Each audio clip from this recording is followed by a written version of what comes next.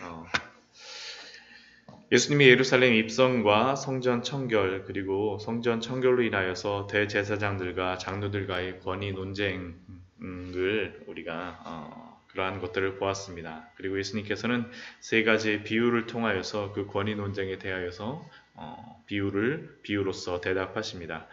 그리고 이어서 나오는 말씀들이 무엇이냐면 어, 예수님께 바리새인들이 질문하고 또한 사두개인들이 질문하므로 예수님을 시험에 빠뜨리고 올무에 빠뜨리려고 하는 그러한 질문들과 그러한 것들이 나오는 게 바로 앞에 있는 22장 앞부분의 그러한 말씀입니다. 오늘 말씀 앞부분의 말씀인데 바리새인 같은 경우에는 가이사에게 세금을 바치는 것이 옳습니까? 라고 질문하고 사두개인 같은 경우에는 부활이 정말로 있는지 부활 논쟁을 예수님께 그 부활 논쟁을 하면서 질문합니다.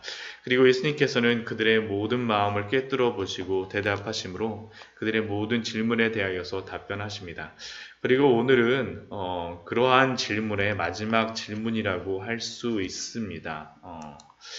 34절 말씀을 보게 되면 그러한 부활 논쟁에 대해서 예수님께서 말씀을 통하여 또한 그들의 무지함, 하나님에 대한 무지함에 대하여서 말씀하심으로 사두개인들로 하여금 대답할 수 없게 하시자 바리새인들이 듣고 모였습니다. 아마 그들은 그러한 이야기를 들었을 때 그 바리새인들 안에서는 사두개인들과 바리새인들의 그러한 어떠한 신학적인 논쟁과 그들은 어떤 경쟁적인 그러한 유대교의 그런 어떤 단체였었기 때문에 한편으로는 굉장히 시원하기도 하고 또 한편으로는 예수님이 사두개인의 코를 납작해 하여 준 것이 예수님이 시험에 걸렸으면 했었는데 그런 시험에 걸리지 않은 것 때문에 찜찜한 느낌도 들었을 것입니다. 그래서 이번에 바리새인들 중에서 아마 대표로서 그 율법사 중에 한 명, 가장 율법에 대해 정통하다라고 하는 그러한 한 사람을 예수님께 보낸 것 같습니다. 그렇지만 이 율법사가 예수님을 시험하기 위하여서 35절 말씀 보면 한 율법사가 예수님을 시험하기 위하여서 물어나 나오지만 마가복음이라든가 누가복음 말씀을 보게 되면 예수님에 대해서 약간의 호의적인 그러한 생각도 가졌던 것 같습니다. 이 율법사가 예수님한테 와서 오늘 질문하는 이러한 질문은 그 시대에 그들 가운데 가장 논쟁이 되는 그러한 질문 중에 하나였습니다. 그것은 그들이 구약성경 율법을 다 읽고 정리해 보니 613개의 율법으로 나누어지게 됐는데 그래서 그들은 그 율법의 그러한 613개를 날마다 기억하기 위하여서 매듭을 만들어서 613개의 그러한 것들을 항상 기억을 하였었는데 근데 문제는 그 613개의 그러한 율법과 계명 중에 어떤 것이 가장 큰 계명인가라는 그러한 질문이 그들 안에서 생겼습니다. 그리고 이것이 그들 가운데에서 가장 논쟁적이고 중요한 문제였기에 그 질문을 동일하게 예수님께 와서 오늘 질문합니다. 36절 말씀을 보면 그래서 그가 질문하는 것이 무엇입니까? 선생님, 율법 중에서 어느 계명이 가장 큽니까? 라고 질문을 합니다. 어느 계명이 가장 큽니까? 어느 계명이 가장 큽니까? 그리고 이러한 그의 질문에 대하여서 예수님께서는 37절 말씀에서 내 마음을 다하고 목숨을 다하고 뜻을 다하여 주 너의 하나님을 사랑하라 라고 예수님께서는 말씀하십니다. 이 말씀은 신명기 6장 4절에서 5절까지의 그러한 말씀을 인용한 겁니다. 6장 4절 말씀을 보면 이스라엘아 들으라 우리 하나님 여호와는 오직 유일한 여호와시니 너는 마음을 다하고 뜻을 다하고 힘을 다하여 주 내 하나님을 사랑하라. 일명 이들은 이것을 쉐마라고 해서 쉐마 이스라엘 이렇게 시작하는 그러한 것인데 쉐마라고 해서 이들은 항상 이 말씀을 중요하게 여기고 그것에 대해서 항상 암송하고 왔던 말씀인데 예수님이 이 말씀을 가지고 가장 큰 계명이라고 38절 말씀을 보면 동일하게 이야기합니다. 이것이 크고 첫째 되는 계명이요. 이 말씀은 십계명의 네 계명에 대한 요약에 대한 핵심입니다. 그리고 이 안에는 그들이 하나님의 율법을 지킬 때, 계명을 지킬 때 가져야 될 가장 중요한 정신이 무엇인가를 알려주고 있습니다. 사실은 우리에게도 가장 필요한 말이죠. 그것이 무엇입니까? 그것은 바로 사랑입니다. 하나님을 사랑함으로 말미암아 나오는 그 계명에 대한 순종이어야 된다는 것을 예수님께서는 말씀하십니다. 만약 이것이 없다라면 어떻게 되겠습니까?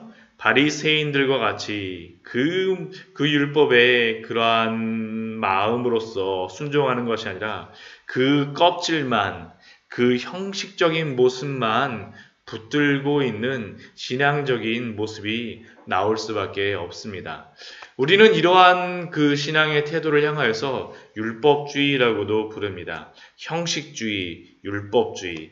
이 형식주의, 율법주의 신앙이 이 문제를 굉장히 많이 현재도 지금 많이 일으키고 있습니다. 어떻게 문제를 일으킵니까?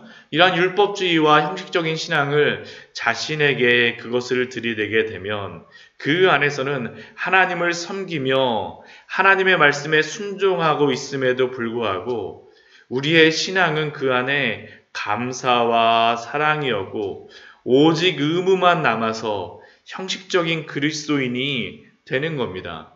기쁨이 없는 거죠. 하나님을 믿고 있음에도 불구하고. 또 이것을 남에게 들이대면 어떻게 됩니까? 그것은 그 사람에 대하여서 왜 당신이 이 하나님의 말씀을 지키지 못하였습니까? 라고 하면서 다른 사람을 정죄하고 미워하고 원망하고 불평할 수밖에 없습니다. 그렇게 율법을 우리가 지킨다라고 하고 하나님의 말씀을 지킨다라고 하지만 가장 중요한 것이 그 지키는 마음 가운데 하나님을 사랑하는 마음, 그러므로 말미암아 마음을 다하고 목숨을 다하고 뜻을 다하여 그냥 형식적으로 내가 할 수 있을 만큼만 아니라 내가 드릴 수 있는 모든 것을 다하여 사랑하는 마음으로 행하라는 것이 바로 예수님의 말씀입니다. 또한 두 번째 계명, 가장 중요한 계명을 예수님께서 무엇이라고 말씀하십니까? 둘째도 그와 같으니. 이 둘째 계명이 어떠한 순서적인 첫째 계명이 더 중요하다 그런 의미로서가 아니라 둘째도 첫째와 같이 그만큼 중요하다는 겁니다. 다만 둘째와 첫째 산의 어떠한 중요성에 대한 그러한 문제보다는 이 둘째 계명과 첫째 계명의 그러한 어떠한 영역에서의 그러한 위치가 있음을 또한 이 앞부분에서 우리에게 이야기하는 겁니다. 그렇다면 그 둘째 계명이 무엇입니까? 내 이웃을 내 자신같이 사랑하라 하셨으니, 바로 이웃사랑이 바로 두 번째 계명입니다. 이것이 십계명의 그 5계명서부터 마지막 10번째 계명까지 핵심이 바로 이웃에 대한 사랑임을 예수님께서 말씀하시는 거죠. 이것도 또한 레위기에 있는 말씀을 예수님이 인용하여서 말씀하십니다. 그러나 이 말씀, 물론 첫째 계명과 둘째 계명이 어떤 게 더 중요하냐? 첫째 계명은 하나님에 대한 그러한 부분에서 사랑하는 것이고 둘째 계명은 사람에 대하여 사랑하는 것이지만, 물론 이것이 더 중요하다는 그러한 질문은 아니지만, 그러나 이 첫째 계명에서 둘째 계명에 대한 이웃에 대한 사랑에 대한 계명이 흘러나온다는 것을 우리는 또한 부인할 수 없습니다. 왜 그렇습니까? 참되게 하나님을 사랑하지 못하는 사람은 이웃도 사랑할 수 없습니다. 왜 그렇겠습니까? 사람의 창조가 바로 하나님의 형상으로부터 이루어지기 때문입니다. 하나님의 형상으로 창조된 사람, 그리고 예수 그리스도를 믿음으로 거듭나서 재창조의 경험을 한 그러한 사람은 하나님을 사랑할 수밖에 없고, 또한 하나님의 형상으로 만드신 나를 또한 사랑할 수밖에 없고, 또한 나를 사랑한 동일하게 하나님의 형상으로 또한 예수 그리스도의 형상으로 거듭나게 하신 내 형제와 내 이웃을 사랑할 수밖에 없음을 또한 우리에게 알려줍니다. 결국 그러니까 하나님을 사랑하는 그 사랑으로부터 이웃을 사랑하는 그러한 사랑이 나오는 그러한 것이 이룰 수밖에 없는 것을 우리는 알 수 있습니다. 그리고 이러한 하나님의 형상을 회복한 사람들은 또 내가 사랑하는 그 하나님의 말씀하신 그 계명들을 사랑함으로 지킬 수밖에 없습니다. 함께 지키게 되는 거죠. 함께. 그래야지만 우리는 율법주의에 빠지지도 않고 기쁨으로 하나님의 그 사랑의 법에 순종할 수 있습니다. 그러나 엄밀히 말하면 예수 그리스도를 구원의 주로 인정하지 않는 이 바리새인들, 예수님을 선생으로밖에 인정하지 않는 이들은 하나님 사랑과 이웃 사랑을 할 수 없는 자들입니다. 이들이 먼저 그들에게 필요한 것이 무엇이겠습니까? 예수님에 대하여서 선생님, 율법 중에서 어느 계명이 크니까라는 그 질문이 아니라 메시아여, 그리스도여, 나를 구원하소서라는 그러한 대답이 그들에게 간구가 예수님께 나와야 되겠죠. 그들이 그러한 것들이 없었기 때문에 그들은 지금도 예수님을 시험하기 위해서 이 자리에 있었습니다. 그래서 예수님께서는 그러한 그들을 향하여서 반대로 질문하십니다. 그게 22장 41절 말씀, 우리 이 22장의 말씀을 마무리하면서 그들의 질문을 마무리하면서 권위 논쟁에 대한 모든 것들을 마무리하면서 예수님이 그들에게 질문하는 겁니다. 그게 무엇입니까? 바리새인들이 모였을 때 예수님이 반대로 다 그들에게 물으십니다. 41절 말씀 보면 예수께서 그들에게 물으시되 무엇을 물으십니까? 너희는 그리스도에 대하여 어떻게 생각하느냐? 누구의 자손이냐?